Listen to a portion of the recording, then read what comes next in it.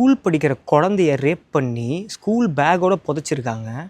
100க்கும் மேற்பட்ட பெண்களை பாலியல் பலாத்காரம் செஞ்சு டீசலை ஊற்றி எரிச்சிருக்காங்க. 14 வருஷமாக நடந்திருக்கு. எங்கன்னு பார்த்தீங்கன்னா கர்நாடகாவில் தர்மஸ்தலா அப்படின்ற ஒரு இடத்துல.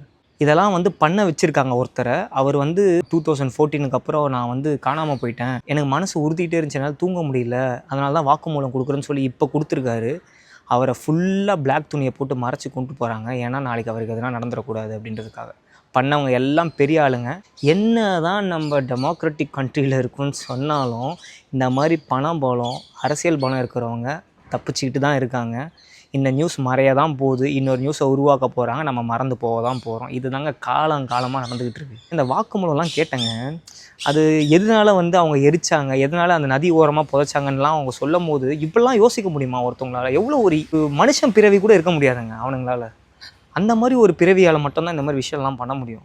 அந்த புகார் கொடுக்க போன அம்மா ஒருத்தவங்களை மிரட்டியிருக்காங்க. அவங்க அடித்ததில் இவங்க 3 மாதம் கோமாக்கு போனதாக அவங்க புகார் கொடுத்துருக்காங்க. அதுவும் இப்போ தான் கொடுக்க முடிஞ்சது. எவ்வளோ ஒரு கேவலமான ஒரு விஷயத்தை பண்ணிவிட்டு சுற்றிக்கிட்டு இருக்கானுங்க. ஆனால் அவனுங்கள எனக்கு கேவலமாக இருக்குது இந்த வீடியோ பண்ணுறதுக்கு. இதை ஒரு இன்ஃபர்மேஷனாக நான் உங்களுக்கெல்லாம் சொல்லணும்னு தோணுச்சு. ஏன்னா எனக்கே இது கர்நாடகாவில் நடந்ததுனால நிறைய பேருக்கு தெரியுமான்னு தெரில. தெரிஞ்சுக்கோங்க, இதுதான் நம்ம நாட்டோட நிலவரம்.